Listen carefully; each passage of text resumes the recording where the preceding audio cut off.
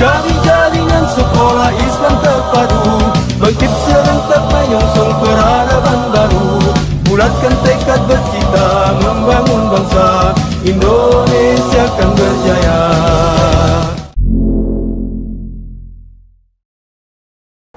Assalamualaikum warahmatullahi wabarakatuh. Alhamdulillahirrahmanirrahim. Sahabat pejuang pendidikan khususnya di jaringan Sekolah Islam Terpadu, kembali lagi dalam podcast spesial Munas kelima JSIT Indonesia. Setelah kemarin sudah ada beberapa narasumber kita yang banyak sekali ya memberikan informasi dan juga pengetahuan terkait bagaimana Munas, kemudian JSIT, kemudian juga perjuangan pendidikan Indonesia yang telah kita sama-sama ikuti dalam ranah jaringan Sekolah Islam Terpadu. Kali ini masih seputar pendidikan, masih seputar juga JSIT Indonesia. Kita sudah kedatangan langsung spesial narasumber jauh-jauh, yaitu Ketua Dewan Pembina JSIT Indonesia. Pastinya sudah tidak asing bagi kita semua, yaitu Ustadz Dr. Sukro Muhab, Magister Sains. Kami sapa terlebih dahulu. Assalamualaikum Ustadz. Waalaikumsalam warahmatullahi wabarakatuh. Sehat Ustadz ya? Alhamdulillah. Berkat doa teman-teman semua. Iya. Dan hari ini kita akan banyak ngobrol Ustadz. Ya, ini satu hal yang istimewa bagi kami pastinya, bisa mendengarkan berbagai macam nanti ilmu dan juga informasi yang disampaikan oleh Ustadz Sukro. Sudah siap Ustadz? Insya Allah. Baik, langsung saja sahabat pejuang pendidikan, kita akan bincang-bincang langsung bersama dengan Ustadz Sukro. Nah, Ustadz Sukro, ini terkait dengan JSIT yang sekarang kiprahnya sudah sampai di usia 17 tahun lebih. Ya, kalau misalkan manusia ini sudah remaja berarti ya. Selama 17 tahun JSIT menjadi bagian dari perjuangan pendidikan Indonesia, mungkin Ustadz Sukro bisa menceritakan sedikit kepada kami gitu ya. Pastinya sudah sangat banyak sekali pencapaian atau target-target yang tercapai dalam perjuangan dan juga perjalanan JSIT. Nah, mungkin Ustadz Sukro bisa membagikan kepada kami 17 tahun ini hal yang paling besar pencapaiannya dari JSIT itu apa Ustadz? Baik, bismillahirrahmanirrahim. Assalamualaikum warahmatullahi wabarakatuh. Berbicara tentang JSIT ya, kita sebetulnya mulai ada itu bukan jaringan Sekolah Islam Terpadunya dulu, tapi diawali dengan berdirinya Sekolah-Sekolah Islam Terpadu itu di tahun 1993. Ya, waktu itu hanya 3 sekolah, kemudian berkembang menjadi beberapa sekolah dan itu luar biasa. Sekarang sudah mencapai ribuan sekolah. Satu hal yang positif yang diberikan oleh JSIT untuk pendidikan negeri ini adalah mempraktekkan tentang amanah Undang-Undang 31 ayat 3. Ya, di mana di situ pemerintah ya wajib melakukan satu pendidikan dan yang dilakukan itu adalah berorientasi kepada mendorong para peserta didik menjadi orang yang beriman, bertakwa, berakhlak mulia, cerdas, kreatif, mandiri, dan sebagainya. Nah, ini Sekolah Islam Terpadu konsisten untuk melakukan amanah undang-undang itu. Nah, sehingga kalau saya boleh bangga bahwa JSIT adalah sekolah-sekolah Islam Terpadu yang ada di bawah JSIT ini, semuanya adalah menerapkan tentang bagaimana mengimplementasikan nilai-nilai yang diamanahkan dari Undang-Undang Dasar 45 ataupun juga yang tujuan pendidikan nasional dan juga yang lain ya. Ini luar biasa. Jadi kita adalah mengimplementasikan amanah-amanah dari undang-undang dan juga peraturan-peraturan pemerintah. Ini luar biasa. Nah, kemudian yang berikutnya adalah kenapa sekolah-sekolah Islam Terpadu itu menjadi daya tarik tersendiri ya bagi masyarakat, terutama orang-orang tua yang mempunyai keinginan anak-anaknya itu mempunyai kepribadian yang baik ya. Karena memang di sekolah IT ini kita menghadirkan suatu model pendidikan yang itu adalah perimbangan antara nilai-nilai keislaman ya, kepribadian dan keislaman itu juga porsinya lebih besar daripada sekolah-sekolah pada umumnya. Kemudian di samping itu juga bukan berarti kita juga tidak mengutamakan kecerdasan, karena dasar pembentukan sekolah IT itu salah satunya juga inna fi khalqis samawati wal ard wa ikhtilafil laili wan nahari la ayatul lil albab alladzina yazkuruna allaha qiyaman wa qu'udan wa ala junubihim wa yatafakkaruna fi khalqis samawati wal ard rabbana ma khalaqta hadza batila subhanaka faqina adzabannar.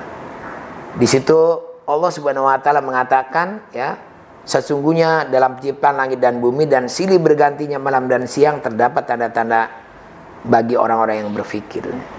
Jadi artinya kita juga membekali anak-anak kita ini untuk meningkatkan kualitas daya berpikirnya, daya kreatifnya, kemandiriannya, ya. Tapi di samping keilmuan dan keterampilan yang kita berikan juga membekali dengan alladzina yazkurunallaha qiyaman wa qu'udan. Harus pintar berzikir.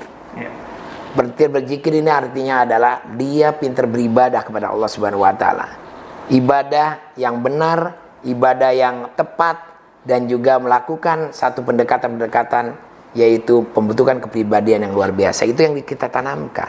Sehingga dengan dua perpaduan ini ya, akhirnya menjadi daya tarik tersendiri bagi masyarakat. Dan alhamdulillah sampai sekarang pun bahkan masyarakat ini masih menyukai sekolah-sekolah Islam terpadu. Bahkan banyak diantaranya berebut untuk mendapatkan tempat dan kelas di sekolah-sekolah Islam terpadu, di mana sekolah-sekolah lain malah sebaliknya ya. Banyak kekurangan murid dan sebagainya. Ini luar biasa. Itulah daya tarik yang dimiliki. Jadi intinya keterpaduan itu memberikan satu penguatan keilmuan dan keterampilan kepada anak kita, tapi juga bingkai keislaman, ibadah itu juga menjadi konsen sekolah Islam terpadu. Ya.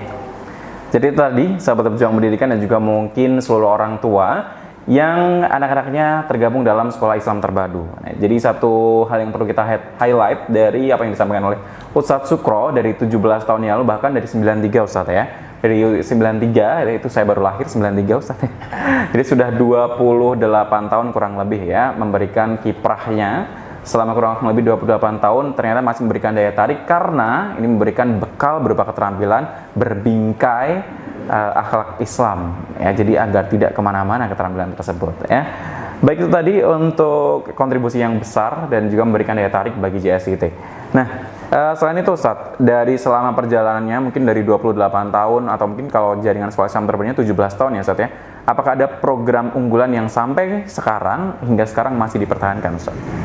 Program unggulan kita yang pertama adalah ya tadi ya, implementasi nilai-nilai Islam itu menjadi basis dari seluruh ilmu pengetahuan yang ada di sekolah. Ya, sehingga kita menjadikan isyarat ya, isyarat dari Al-Qur'an itu menjadi bingkai sekolah-sekolah. Jadi bingkai ilmu-ilmu pengetahuan yang diajarkan. Itu yang pertama ya. Kemudian berikutnya adalah yang juga diusung oleh sekolah Islam terpadu ini adalah bagaimana memberikan dorongan agar anak-anak kita ini juga memiliki satu kemampuan membaca Quran yang baik dan juga menghafal Quran. Dan ini sangat efektif. Bahkan sekarang bukan hanya anak-anaknya saja, ya, termasuk juga orang-orang tua pun ikut ambil bagian untuk mengikuti ya apa yang diajarkan kepada anak-anaknya ini. Jadi kemampuan membaca Quran dan kemampuan menghafal Quran, kemudian mengimplementasikan nilai-nilai itu sekarang menjadi hal yang luar biasa yang dilakukan oleh anak-anak kita. Itu yang paling penting sebetulnya. Kemudian juga di samping itu kita juga jaga ya sekolah-sekolah kita ini memiliki namanya kekhasan mutu sekolah Islam terpadu. Kekhasan mutu sekolah Islam terpadu ini sebetulnya ada yang namanya standar pendidikan nasional ditambah ya, tambah 3, yaitu 3 ini adalah BPI, Bina Pribadi Islami, keduanya juga tentang standar kreativitas ya, yang satu lagi itu adalah standar kerjasama. Nah, dengan adanya BPI itu juga luar biasa. Anak-anak itu cepat ya, terutama dalam membekali mereka untuk siap memasuki namanya akil balik. Yang itu nggak dipikirkan. Ya, bahkan sekarang akil balik ini udah maju loh usianya. Anak-anak kita itu baliknya lebih cepat.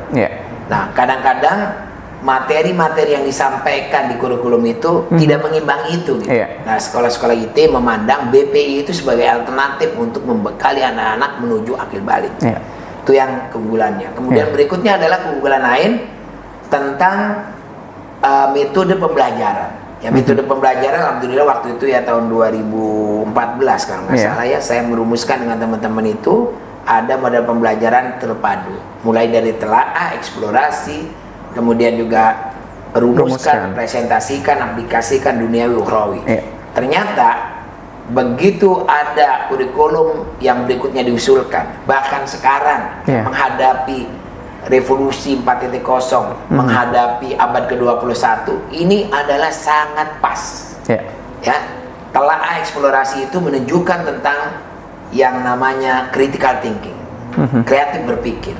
Ya, kemudian juga presentasikan itu menguatkan ide-ide dan gagasan, sehingga itu juga didekatkan dengan creative thinkingnya muncul, kolaboratifnya, kemudian juga communicationnya. Anak-anak kita itu semuanya bangkit lewat pendekatan terpadu yang kita usulkan. Nah, oleh karena itu, itulah sebetulnya kekuatan-kekuatan yang tidak dimiliki oleh lembaga-lembaga lain, ya, di luar IT. Dan mudah-mudahan sih teman-teman di IT ini konsisten ya menggunakan pendekatan itu, karena itu menurut saya terbaik. Karena selain membekali anak-anak kita unggul dalam bidang keislaman, tapi juga cara berpikir, critical thinking, creative thinking, communication, kolaboratif, ya, itu akan muncul lewat pendekatan-pendekatan yang dilakukan tadi. Baik, itu tadi ya. Jadi memang program unggulan yang masih hingga kini dipertahankan oleh JSIT, bahkan sekarang ternyata menjawab tantangan zaman ya.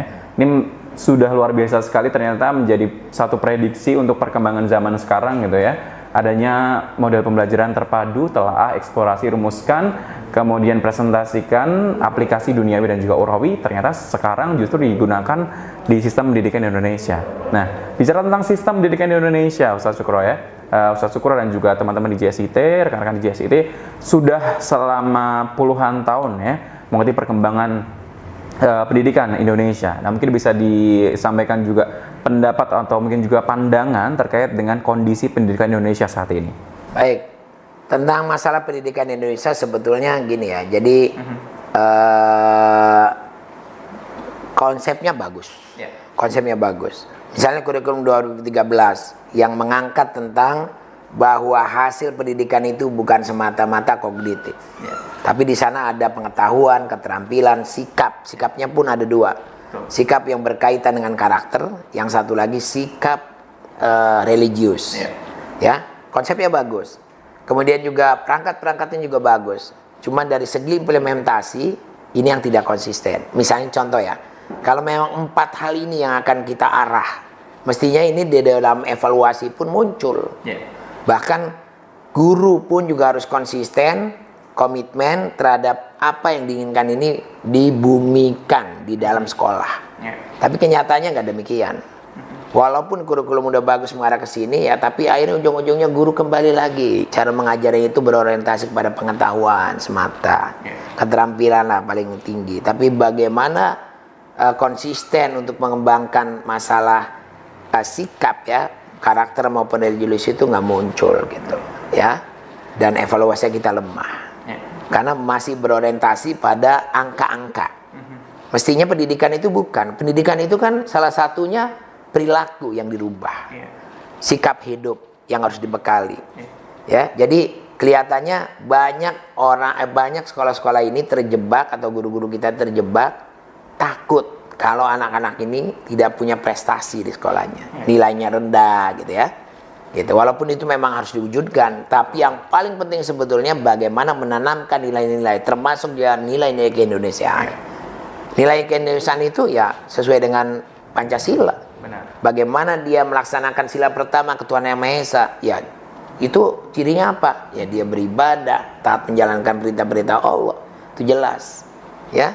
Kemudian kemanusiaan yang adil dan beradab, ya, bisa menghargai orang lain, empati, kemudian rasa memiliki negara persatuan Indonesia itu harus tumbuh. Dan ini pun kelihatannya materi-materi yang berorientasi kepada kebangsaan itu juga diberikan hafalan gitu ya, tidak implementatif, sehingga anak-anak itu kelihatannya dia pinter menguasai ilmu, tapi tidak pinter berperilaku baik. Ya, pinter menguasai materi agama, tapi belum tentu melaksanakan nilai-nilai agama. Nah, ini yang kelemahannya. Jadi ada di situ sistem yang diciptakan ya beda dengan proses yang terjadi di lapangan. Itu yang saya lihat. Jadi secara konsep memang sebenarnya sudah bagus, Ustaz ya. Muatan-muatan yang ada dalam pendidikan pun sebenarnya sudah bagus, tapi implementasinya yang belum ya, atau yang masih kurang ya. terlebih juga dari alat evaluasinya belum cukup untuk mengukur penggunaan atau aplikasinya kepada seorang siswa ya, Ustadz ya. Baik.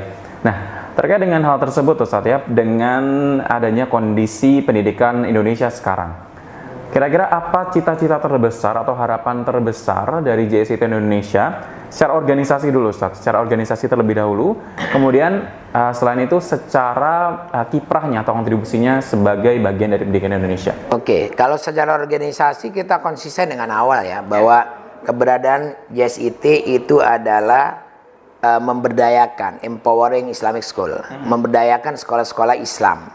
Ya, jadi memberdayakan ini artinya apa? Mendorong supaya sekolah-sekolah Islam itu bisa melakukan pendidikannya itu lebih efektif, efisien, dan juga mempunyai mutu yang luar biasa. Mutu ini diukur pertama adalah bermutu sesuai dengan standar mutu pendidikan nasional, dan juga bermutu karena ada muatan-muatan ke-IT-an itu yang muncul di situ. Yang namanya standar kekhasan SIT. Itu dipastikan itu bisa berjalan. Oleh karena itu di teman-teman itu melakukan yang disebut dengan kalau di negara itu ada akreditasi, kita lisensi. Dalam rangka lisensi itu tujuan utamanya bukan untuk menilai, tapi bagaimana menumbuhkan mutu dan kualitas di sekolah-sekolah Islam terpadu itu meningkat. Ya, jadi itu fungsi utamanya. Ya. Kemudian juga yang kedua, di samping memang itu kita juga menyiapkan kompetensi dari guru-gurunya. Karena bukan hanya konsep tapi juga bagaimana gurunya disiapkan. Guru kita itu harus memiliki kompetensi.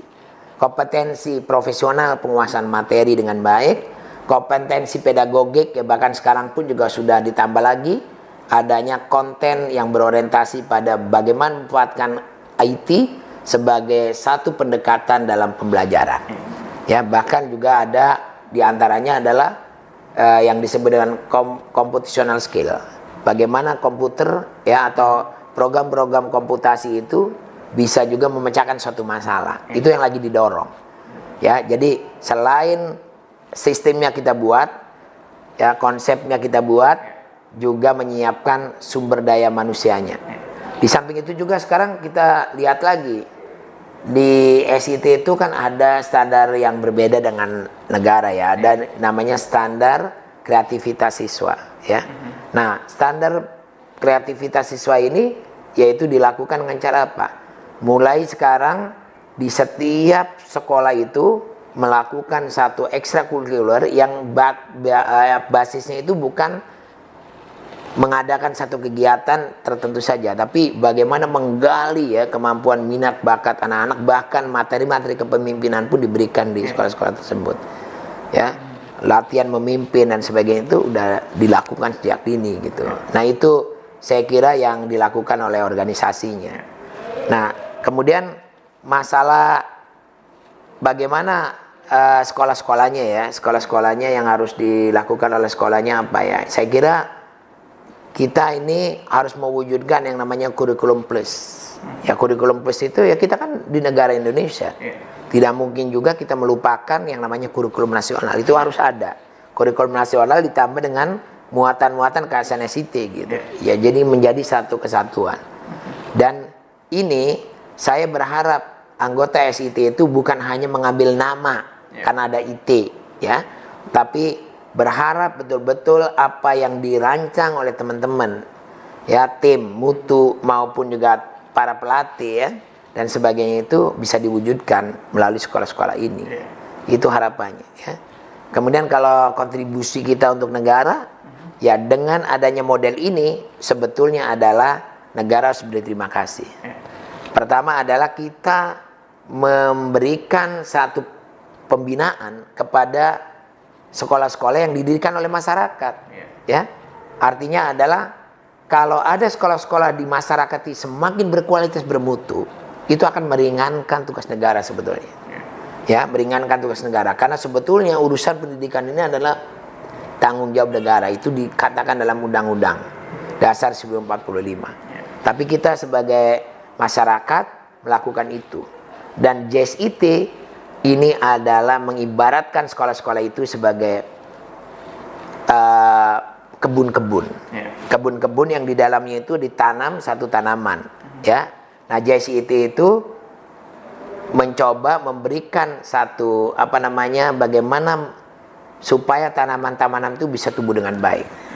Maka diberikanlah cara bagaimana menanam yang baik, bagaimana juga cara memilih satu bibit yang unggul, bagaimana cara menyirami, bagaimana cara memilih pupuk, itu JCT gitu, ya. Sehingga tanaman-tanaman itu bisa tumbuh dengan baik. Tapi tumbuhan atau tanaman ini ada dua. Ada yang semusim, ada juga yang tahunan. Yang semusim itu misalnya kayak cabai lah. Makanya anggap aja sekolah-sekolah ini kalau dia punya nilai semesteran dan sebagainya itu sebetulnya itu musiman. Tapi yang paling diarah sebetulnya adalah bagaimana kita menyiapkan juga anak-anak itu mengisi masa depan. Abraham Lincoln mengatakan apa yang terjadi pada hari ini di dalam kelas itu cerminan bagaimana kepemimpinan ataupun negara dikelola pada saat yang akan datang. Oleh karena itu berharap dengan JCT ini kita akan efektif, sekolah-sekolah IT juga akan efisien, ya, kemudian juga efektif dan efisien, kemudian juga bermutu dalam rangka mengantarkan anak kita menjadi orang yang beriman, bertakwa, soleh dan soleha, cerdas, kreatif, inovatif, mandiri, dan juga dia memiliki kesiapan untuk memimpin negeri ini. Kemudian yang terakhir adalah sukses dunia akhirat, tentu saja itu, ya, tidak ada yang lain. Waman arada dunia falayya bilmi, waman arada akhirata falayya bilmi, waman arada huma falayya bilmi. Jadi membekali kedua-duanya, itulah yang dimaksud dengan IT. Ya. Itu tadi harapan yang sudah diuraikan oleh Ustadz Sukro. Yang perlu kita garis bawahi dan kita cetak tebal adalah bagaimana SDM yang ada, ya, sumber daya manusia yang ada di sekolah IT, ya, ini bisa tadi ya diibaratkan memiliki ladang yang dimana buahnya harus diolah atau tumbuhannya harus diolah sebaik mungkin dengan pupuk yang tepat, kemudian dengan air yang sesuai dengan takarannya, kemudian bagaimana dikelola agar tidak terkena hama sampai akhirnya nanti bisa dipanen. Tidak hanya sekedar musiman, tapi juga bisa dalam jangka waktu yang cukup panjang. Nah, ini nantinya yang berhak memanen adalah negara kita, ya, karena akan melahirkan pemimpin-pemimpin bangsa. Terkait dengan SDM tadi yang perlu kita garis bawahi dan juga kita cetak tebal, mungkin satu yang terakhir pesan atau harapan yang bisa diuraikan oleh Ustadz Sukro kepada seluruh sahabat pejuang pendidikan, khususnya guru-guru di Sekolah Islam Terpadu. Monggo Ustadz. Baik. Untuk guru-guru Sekolah Islam Terpadu, semangatlah Anda untuk senantiasa membentuk peradaban. Jadi bukan hanya sekedar mengajar. Yang dibekali oleh Anda adalah bukan untuk menyelesaikan soal-soal, tapi juga Anda membekali anak-anak kita untuk memecahkan masalah. Masalah dirinya sendiri, masalah keluarga, masalah bangsa, itu paling penting. Oleh karena itu tanamkan kepada anak-anak kita cara berpikir kreatif, cara berpikir kritis, ya, dan juga bagaimana dia juga mengelola satu aktivitas dengan berbagai macam kolaborasi dan kemampuan berkomunikasi yang baik. Di samping itu pula anak-anak kita harus dibekali dengan nilai-nilai keislaman yang memadai, ya. Jangan sampai anak-anak kita itu terjebak kepada penguasaan materinya bagus, tapi di sisi lain implementasinya kurang. Oleh karena itu masalah-masalah implementasi ini juga harus dipraktekkan oleh anak-anak kita, bukan hanya untuk mendapatkan nilai, tapi betul-betul terwujud dalam kehidupan keseharian kita. Maka semangatlah guru-guru SIT agar Anda terus, ya, mempertajam tentang kemampuan profesional, mengembangkan keilmuan, pedagogik, kemudian yang menguasai platform-platform dalam pembelajaran yang berbasis IT, ya. Kemudian juga jangan lupa Anda senantiasa memberi motivasi dan juga nilai-nilai Islam yang baik yang diterapkan kepada anak-anak didik kita. Barangkali itu, sekian. Assalamualaikum warahmatullahi wabarakatuh. Waalaikumsalam warahmatullahi wabarakatuh. Cukup, ya? Siap. Syukron jazakallahu khair kepada Ustadz Sukro atas ilmunya, atas pesan-pesannya juga harapan yang sudah diuraikan. Mudah-mudahan kita sebagai sahabat pejuang pendidikan, guru di Sekolah Islam Terpadu mampu menunaikan amanah dan juga harapan yang disampaikan oleh Ustadz Sukro. Dan sahabat pejuang pendidikan, konsep telah dibuat, sistem telah dirumuskan, tinggal bagaimana kita mengimplementasikannya, mengelola ladang-ladang yang sudah ada, ya. Akhirnya bisa nanti menghasilkan buah-buah atau tanaman-tanaman yang mampu dipanen dalam kondisi terbaik. Itu dari kami dalam podcast spesial Munas edisi kali ini. Terima kasih semuanya, syukron jazakumullah khairan katsiron atas kesediaannya untuk menyimak ya podcast pada edisi kali ini. Sekali lagi terima kasih untuk Ustadz Sukron yang sudah berkenan berbagi dan juga hadir kali ini. Sampai jumpa di podcast berikutnya. Bila taufiq hidayah. Assalamualaikum warahmatullahi wabarakatuh. Waalaikumsalam.